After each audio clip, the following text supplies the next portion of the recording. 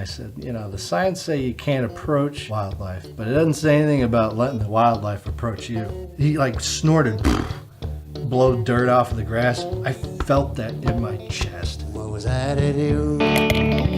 What was I to do?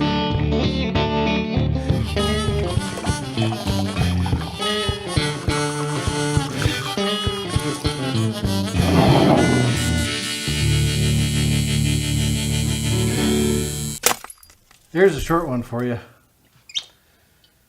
One year, I was going out, I believe it was the trip I was taking to Washington to go to the Sasquatch Music Festival, which was, you know, an awesome time. But anyhow, I was going up Teton and Yellowstone way.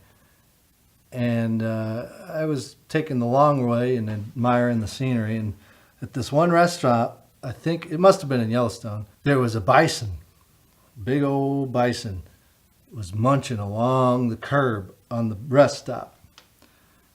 And I was just kind of watching it. He was just munching. He was just munching slowly and moving up along the side of this thing.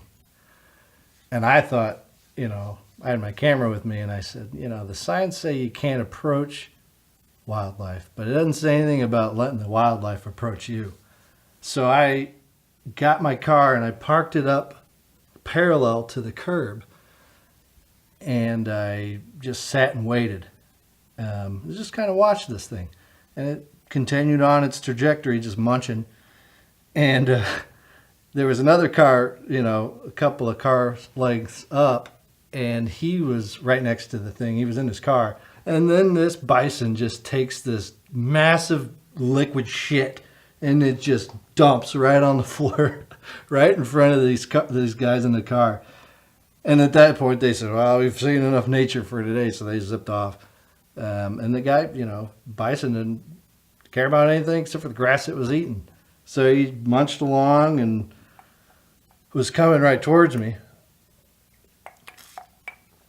And I've got now my car parallel to the curb, and my door is now kind of opened, and I'm sitting there in the seat waiting for this thing to come by. What, you know, if something were to happen, I could have jumped in the seat. You know, I kind of had a backup plan, but you know. And all of a sudden now this thing is right over here, and I'm probably not even 4 feet away from the curb, and this bison, this giant, it's bigger than my Ford Focus, just comes right around just right past the door, and now is munching right in front of me.